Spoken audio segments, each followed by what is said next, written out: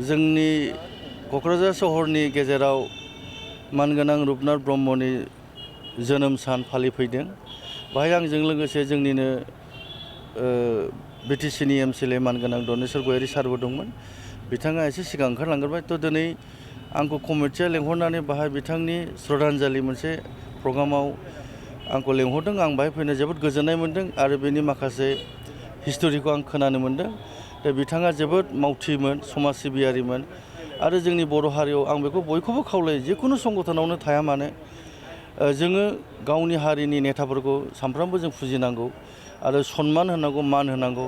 अब्लासो जोंनि खौसेथिया फैगोन आरो जों जेब्ला गावनि नेताफोरखौ जों मान होगोन, जोंनि जाथिया निस्सय बिनि उन्नति जालांबाय थागोन आरो बेखौ जों जेब्लाबो जोङो लानांगौ। जिखुनु नेता जों सनमान होनांगोन। जोंनि जाथिनि गेजेराव गोबांथार नेता दङ। सोरबा आन्दलनाव रुंसारि जालांबाय। बावैसो सिगां जोङो मानगोनां सुजित नार्जारिनि मोनसे बिनि जोनोम मुंख्लं सान फालिहैदों।